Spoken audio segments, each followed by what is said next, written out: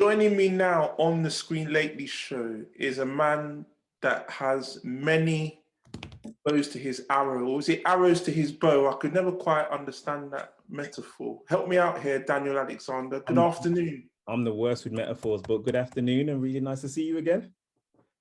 Nicely, definitely denying that answer. I thought you could help me out there.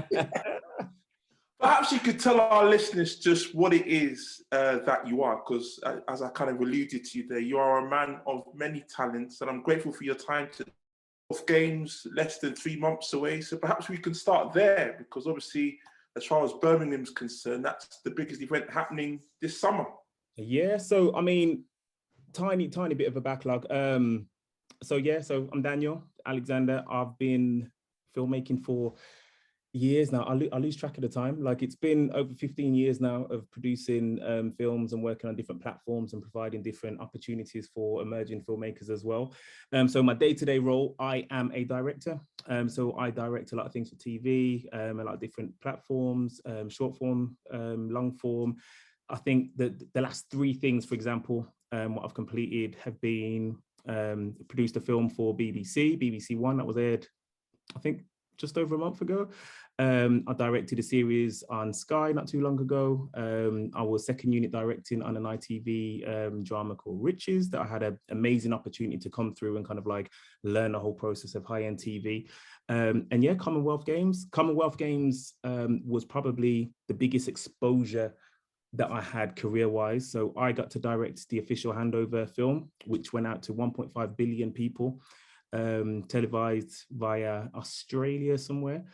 So yeah, we've been very busy with a lot of different Commonwealth Games films that are going on at the moment. And yeah, I'm just very kind of privileged to be in a position where I'm able to, you know, continue to do what I love and make a living out of it as well. And talk to me again about how the opportunity came for you to direct as part of the Commonwealth Games.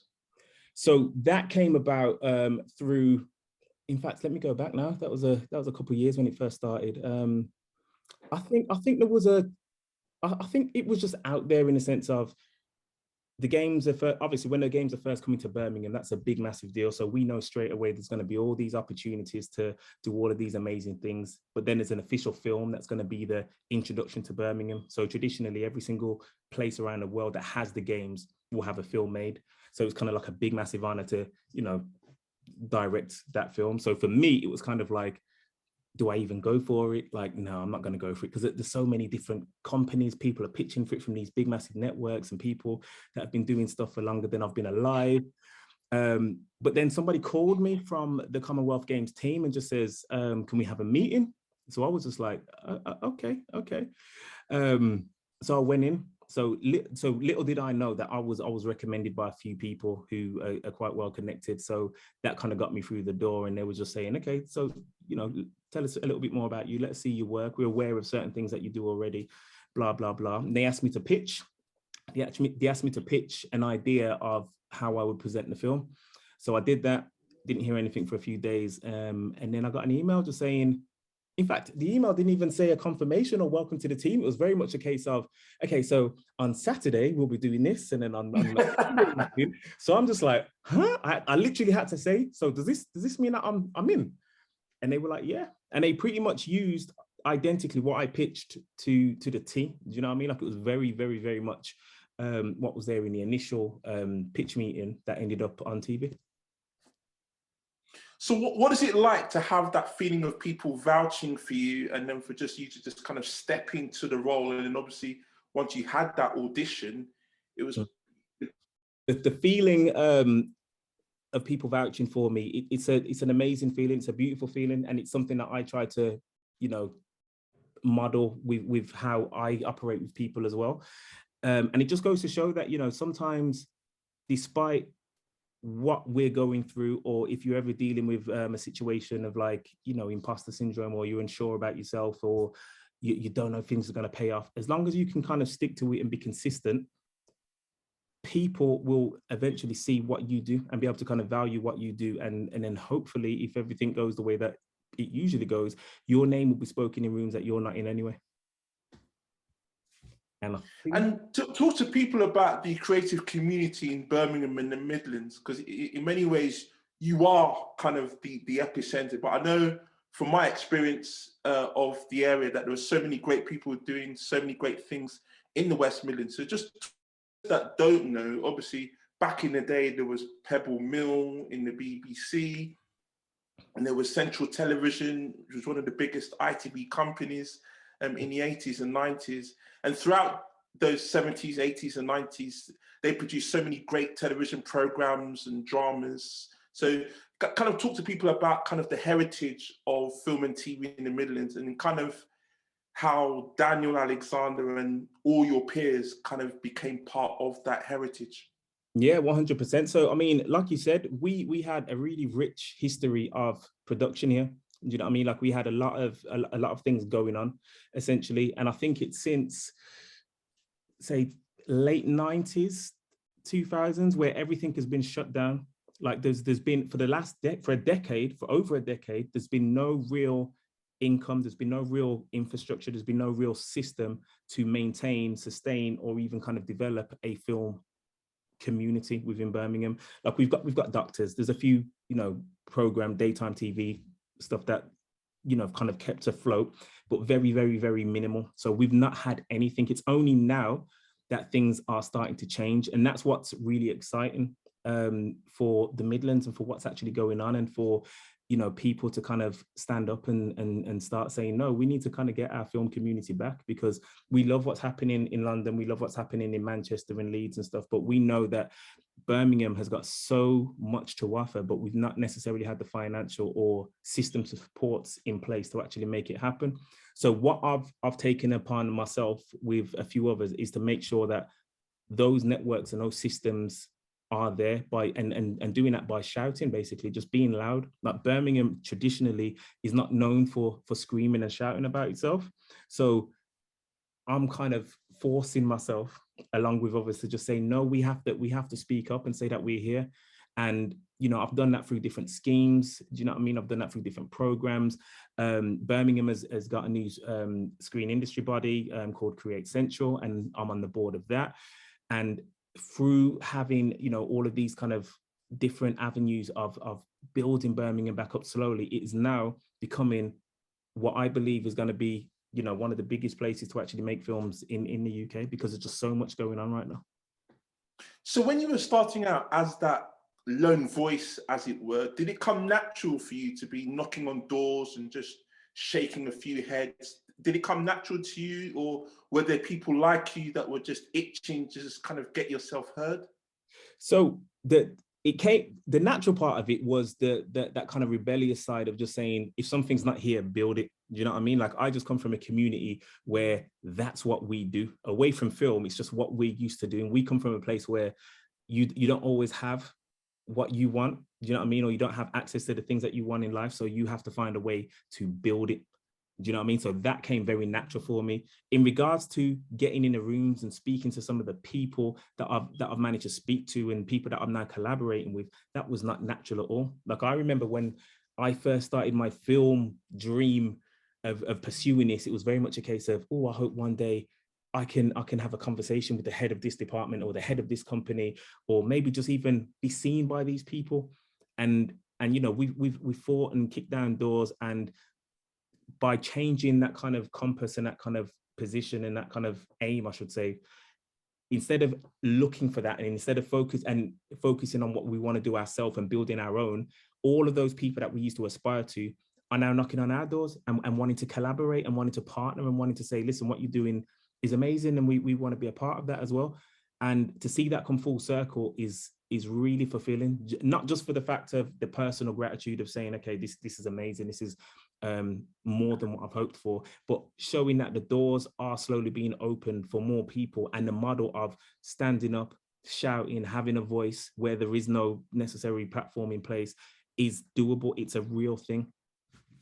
And just to go back before we go forward, why do you think there was that kind of neglect across the board from the late 90s, when the powers that be decided that Birmingham was not worthy of its status as a film and TV hub? Because it happened very suddenly, didn't it?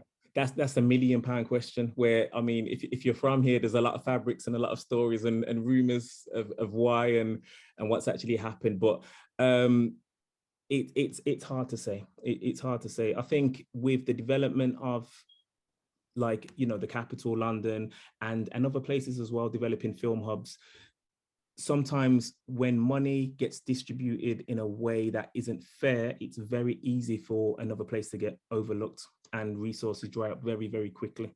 So that's why for me, you know, even looking at that big, massive scale, that big, massive model, that's why for me, it's very important about ownership and making sure that there's longevity in everything that we do, and we're not relying on necessarily handouts or, you know, one-off projects or one-off programs. It's very much about how can we sustain ourselves so we're not relying on the same measures and more. So backing is something that I am super proud of, and that was something that myself and Punch Records have designed and delivered for. This will be our 5th year now. So it was born out of the problem that when you look at the statistics, there were no Black faces in the film industry, if we're being honest in regard to numbers. I think statistically it was like less than 3% of the film industry as a whole was made up of anybody that looked like us.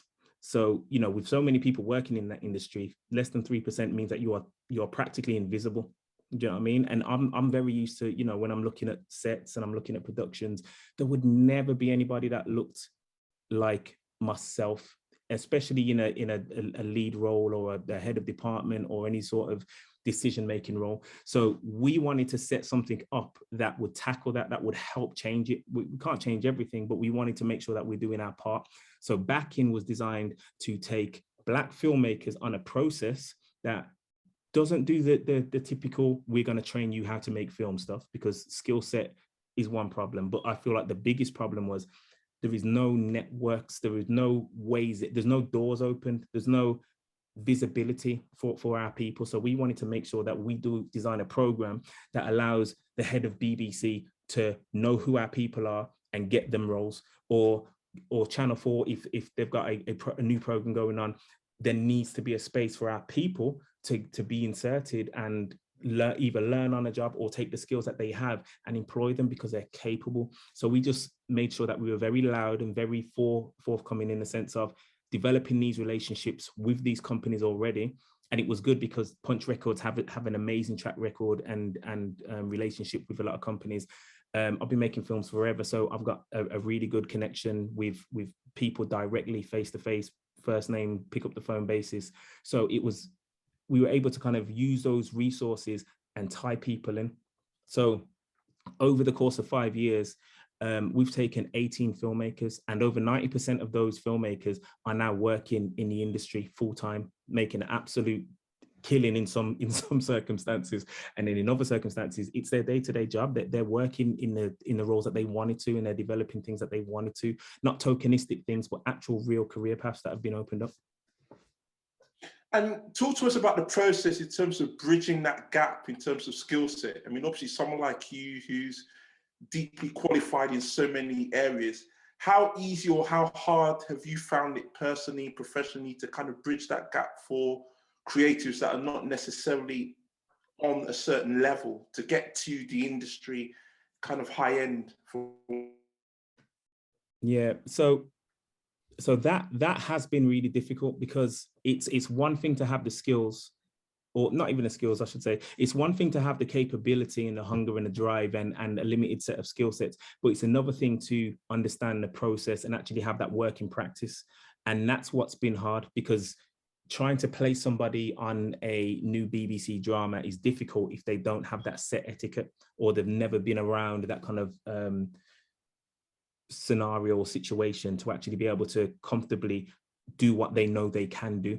And what we found is it's just a tiny transitional pivot that people need to make. It's just understanding the language. It's just like you get the heart of what's going on. So when we talk to like our previous cohort, they get the heart of what's going on. They get what the role is to a degree, but it's just done in a particular way that they've not seen before because they've not had the access. So that's what I'm very keen on doing, is kicking down in doors so there's access. So it's a case of saying, okay, if we can't get our people in because they don't necessarily have the experience, let's have a conversation, an honest conversation of saying, how can we create a pocket within this production where they can assist and learn at the same time. So they do have that experience, because diversity, that buzzword, is a real issue for a lot of productions. So if you want to tackle it, I'm presenting you a real tangible way of tackling that. So it's not just tokenistic, it's not just, fancy words. It's, no, here are the people, here is a track record of what we do, here's my background,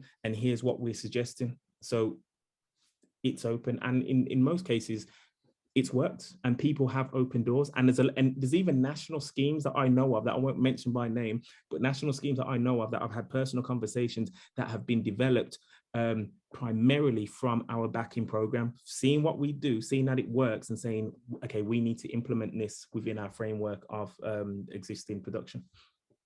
Now, with regards to the Commonwealth Games, you're probably the best person to kind of answer this question. Was Birmingham getting the games part of a concerted effort to kind of rebalance the kind of film and TV, what's the word I'm looking for here? Kind of that absence of film and TV that we talked about already in the 90s and 2000s. Was the Commonwealth Games part of an effort to make sure that after the Commonwealth Games, that there is a legacy, not just in TV as well? Because as we all know, with events like the Olympics and the World Cup, afterwards, it's almost as if the whole world forgets what happened there, and there's so many white elephant projects, etc., etc., etc. What do you know in terms of what post-Commonwealth Games legacy there will be from a film and TV point of view? So I'd love to believe that it was a conscious effort in the genesis of the whole thing happening, in regards to saying, yeah, this is going to be the catalyst that Birmingham needs to kind of get themselves back into a healthy production state. But I do feel like, regardless of what the origin or what the reasons were, it has definitely created a scenario, a scenario that allows us to kind of get back in the game. So already there's so many things that are being put in place, but for the games to actually happen in Birmingham and to kind of follow up that legacy, certain production companies have had to be formed. There's certain unions and certain bodies have had to come together that are primarily focused not just on the games, but actually on production and sustaining that production as well. So already we can see certain things that have happened from the games that are definitely going to go on way beyond the games as well. There are certain new bodies that have been put into place to make sure that we can keep up a body of work for a certain amount of people. But the truth of the matter is we can only hope and wait and see what's going on. I think if nothing else, it has just woken up people to the fact that Birmingham has a lot going for it in regards to being a sustainable and thriving place for productions to happen. Have people got to look forward to you from a personal point of view in terms of your work as a filmmaker? Obviously, we mentioned the Commonwealth Games. What have audiences got to look forward to in terms of you, Daniel Alexander? Because obviously I've known you for a long time and you've been involved in so many productions. I'm still waiting for your first feature. Is that coming anytime soon? Well, this is the one. This is that's my answer. Like, obviously you've known me forever. So a lot of what I've done is I've been involved in so many different films. I've been involved in so many feature films, and a lot of what I'm passionate about is, as you know, is trying to create platforms for other filmmakers through my own journey as well, which by the nature of doing that means that there is a delay on a lot of my own personal projects. You know what I mean? So I might direct this project over here because I've been called in, or I might direct that project over there, or even shoot that project over there because, I'm still in love with cinematography as well. But I have decided this year was the year that I was gonna get that feature film that I've been sitting on for a while out the door. Do you know what I mean? Like, we need to get it started. And it's weird because sometimes you can battle with yourself and be like, have you waited too long? You should have done this ages ago. But then I'm looking at the network of people that I've got around me now, and the conversations that I'm having on a day-to-day basis where people are just saying, Dan, as soon as it's ready, let's set up this Netflix deal. Dan, as soon as it's ready, we can get a letter of intent from this actor and that person and blah, blah, blah. And these are the conversations and things that I wouldn't have had if I was to do this at a different time, if that makes sense. So it's exciting, and I'm really looking forward to kind of putting everything that I've been doing, learning and building up for into this film. And I guess you're not going to go into detail as to what this feature film is going to be about, yeah? Not yet. Not yet. I can't do that. It's very much based in reality. It's very much based on something, an issue that is close to me and something that I think is important. And it deals with it deals with. Listen, you know what? Let me try and explain it in a way where I'm not giving away too much. If I had to compare it to two films, in an ideal world, it would be a mixture of Pursuit to Happiness and Boys in the Hood. Right, got it. Yeah. So, and it's very conscious. It's actually rooted in love. Do you know what I mean? But it deals with a very real issue. Excellent. So, now, a lot of people probably don't know that Birmingham is kind of the second biggest city in the UK, and it's probably one of the most diverse cities in the UK. So to think that there's been that huge gap between film and TV and West Midlands, is because it's not just Birmingham.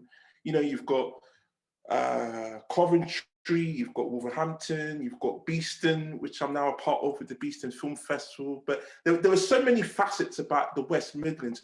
Just talk to people about how rich the West Midlands is in general in terms of the film and TV community, because it's not just about Birmingham, is it?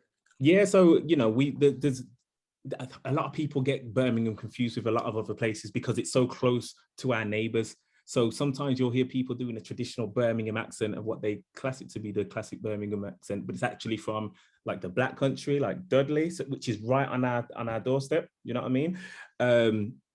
And then obviously, like you said, you've got Wolverhampton, we've got Coventry, like we're so close to these places. So a lot of the time we say Birmingham, but we are talking about like the West Midlands and Midlands and a whole as a family, as a community. Do you know what I mean? I know people can get quite territorial when you start talking about lines and divisions and stuff, but as a whole, we one big family anyway. And, you know, Birmingham specifically, that's what we bang on about all the time. I'm pretty sure it's one of I'm sure it's the youngest city in Europe, let alone the UK, and one of the most diverse, if not the most diverse as well, due to the population count and diversity within its section. So it's literally, that's what people are tapping into now. That's what people are understanding now. That's what people are understanding is one of our biggest resources. Like we have so many lively people, people that are ready to actually jump into this field, and people that have had really rich careers as well. So there's a lot of an older community here as well as the younger community, because during that 10-year gap, there were a lot of people in their 20s that just had to stop because there was nothing here. So you've got a lot of people in their late 30s now jumping back into the game with a wealth of experience and connections. And it's kind of like that on switch has just been flicked again. So it's production after production that's happening here at the moment. We've got new studios being built up. Stephen Knight as well. That's the you know, it's always talking about Stephen Knight studio, with Peaky Blinders being built here in Birmingham as well, which is going to be a world-class soundstage. So it's a lot of stuff going on. It should really be a transformed city over the next few years. And after your debut feature film, what goals have you got left to accomplish? So I would love to have a studio of my own, but one that isn't in the traditional sense of, you know, we're just hiring out a space to other people to run their productions, but having a place where we can have a real pipeline where we can train people to be able to get into this industry. Because one of the biggest, you know, factors that we have to face, especially in Birmingham, it's a case of, oh yes, we've got a space for you if you've got the experience. Okay, but we don't have the experience. Where can we get that from? I don't know, nowhere. So we want to make sure that there's real experience, there's real pipeline into the industry, and it's a sustainable career. It's been a long time before anybody in Birmingham could say, I want a career in film and it not sound like a pipe dream. I don't want it to feel like that anymore. I just want it to be as real as somebody saying, I want to work in a bank, or you know, I want to be an accountant, I want to be a lawyer, I want to work in film. That's one of my goals. I want to be able to kind of serve the people, my people from Birmingham, and let that be a part of my own legacy as well. Well, obviously, I've known you for a while, Daniel, and rest assured, I think the future is very safe in your capable hands, as long as you don't burn yourself out, because you know, we're both you need to have your days off, etc. And I'm very grateful for your time today on this Lately show, and I look forward to seeing your first feature. Sky's the limit. Thank you very much. It's been an absolute pleasure. Speak soon. Take care. All right, bye.